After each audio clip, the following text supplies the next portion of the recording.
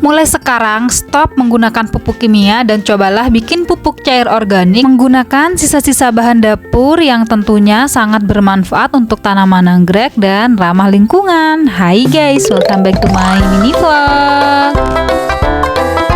Jadi guys, kali ini kita akan membuat pupuk POC atau pupuk cair organik yang tentunya murah. Cara bikinnya sangat gampang sekali. Salah satunya nih guys, kita menggunakan lidah buaya sebagai bahan dasar. Kenapa harus menggunakan lidah buaya? Karena lidah buaya itu memiliki beberapa manfaat untuk tanaman, termasuk sebagai pupuk organik dan pestisida nabati. Apa sih yang terkandung di dalam lidah buaya itu? Lidah buaya itu mengandung unsur hara seperti NP, KCA, dan Mg, serta zat perangsang tumbuh atau ZPT yang merupakan hormon auksin dan giberlin. Nah, buat teman-teman yang ingin anggreknya itu subur, akarnya itu gondrong, kalau sudah akarnya gondrong, sehat, pastinya bakalan cepat berbunga ya guys. Makanya mulai sekarang tanamlah lidah buaya di rumah. Selain untuk tanaman, ini juga bermanfaat untuk kesehatan kita ya. Untuk bahan dasar yang kedua, di sini aku menggunakan air cucian beras yang sudah aku fermentasi dan dikasih kulit bawang merah dan bawang putih.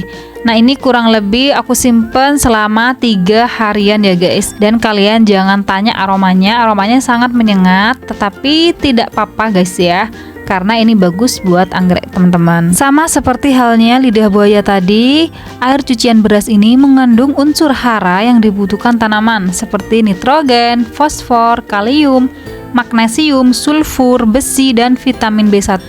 Air cucian beras ini juga dapat membantu tanaman anggrek menjadi lebih subur dan cepat berbunga. Maka dari itu teman-teman gak asing lagi kalau pencinta anggrek, penghobi anggrek selalu mengandalkan air cucian beras untuk pupuk mereka. Di sini aku cuci dulu, jangan sampai ada kotoran atau tanah yang menempel di lidah buaya ini ya guys, karena bisa menyebabkan bakteri.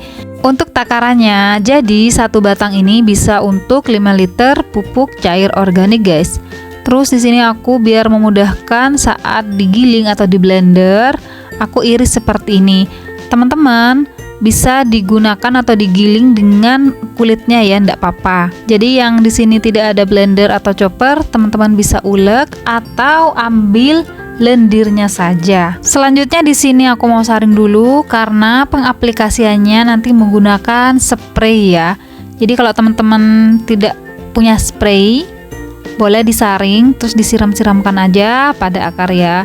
Jadi di sini biar lebih mudah dan tidak ada yang menyangkut di botolnya nanti. Setelah disaring, nanti aku bakalan campurkan dengan air cucian beras yang sudah difermentasi menggunakan kulit daun bawang merah dan bawang putih, dan dicampurkan dengan air biasa, air bersih, air PDAM boleh, air sumur boleh ya guys ya.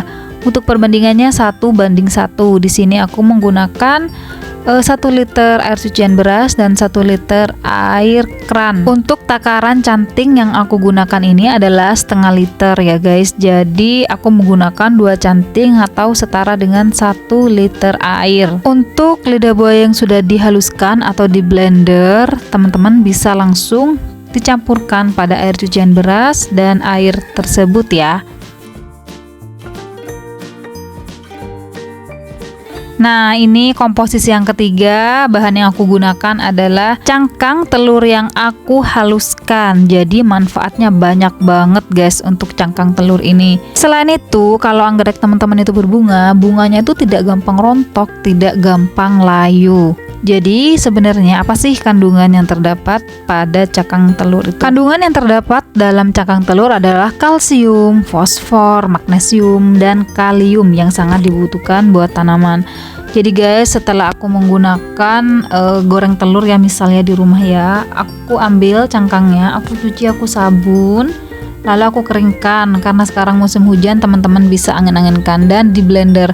Kalau tidak ada blender, teman-teman bisa tumbuk pakai ulekan batu ya guys. Lalu si cangkang telur tadi diayak hingga halus menggunakan ayakan atau saringan ya. Selanjutnya untuk bahan-bahan campuran tadi, di sini aku langsung mau campur aja untuk cangkang telurnya ke dalam air yang sudah kita racik sebelumnya.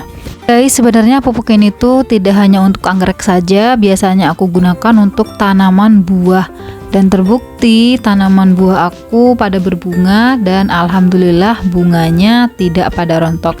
Jadi nanti aku di akhir video bakalan tunjukin ke kalian tanaman buah black sapoteku berbuah lebat, bunganya banyak dan alhamdulillah tidak rontok guys. Oke, lanjut pada video. Di sini aku saring dulu karena sekali lagi aku nanti pengaplikasiannya menggunakan sprayer. Jadi untuk sisa cangkang-cangkang telurnya ini kita taruh atau kita letakkan pada anggrek ya guys, biar tidak mubazir. Jadi kita ambil sari-sarinya saja. Dan untuk ampasnya ini biasanya aku tidak buang, aku letakkan pada anggrekku seperti ini ya guys, taruh di dekat akar.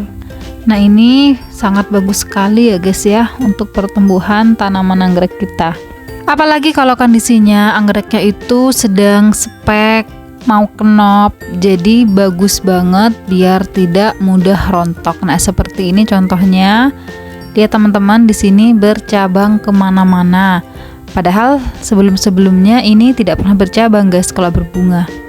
Dan akarnya juga lebat dan sehat.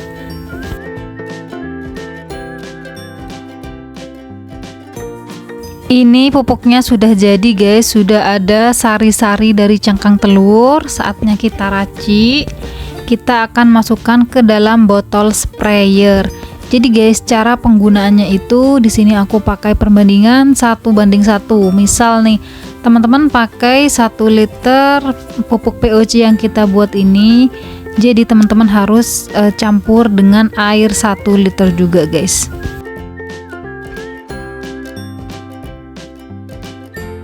Intinya pupuk yang sudah kita buat itu tidak boleh langsung diaplikasikan ke tanaman anggrek ya guys ya, harus dicampur air terlebih dahulu. Biar apa? Biar tidak busuk dan tidak mengundang serangga-serangga. Untuk pupuk sisa bisa kita simpan ya teman-teman di botol bekas, terserah teman-teman, yang penting tertutup rapat karena ini kan beraroma. Jadi biar tidak mengundang serangga atau hewan-hewan ke pupuk ini ya guys. Kurang lebih seperti ini untuk hasil sisaan pupuknya, bisa diaplikasikan ke semua tanaman bunga, tanaman buah, ataupun tanaman sayur ya guys. Dan ini juga bisa dijadikan pestisida alami karena mempunyai aroma yang sangat menyengat sehingga tidak disukai oleh serangga dan hewan melata lainnya. Selanjutnya di sini kita kocok dulu dan kita aplikasikan ke tanaman anggrek kita. Disarankan ya guys ya, untuk semprotnya itu hanya di bagian akar saja. Buat teman-teman yang menggunakan media moss putih, disarankan untuk penyiramannya itu cukup dispraykan hingga sedikit basah, jangan sampai tergenang, biar tidak rawan busuk ya guys ya, karena ini kan pupuk cair organik ya guys ya. Berapa kali sih pengaplikasian pupuk ini pada tanaman anggrek kita? Jadi disarankan 1 minggu 2 kali. Enaknya pakai POC itu kalau overdosis tidak sesetres waktu kita menggunakan pupuk kimia ya guys.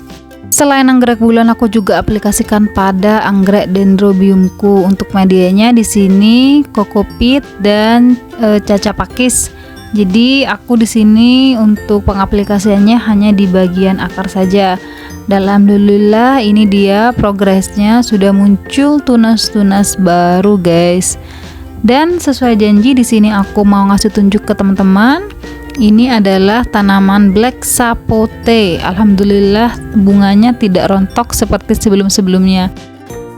Aku berharap bisa bertahan. Nah, nanti aku update lagi videonya. Jangan lupa di subscribe dan thank you for watching ya guys ya. Bye bye.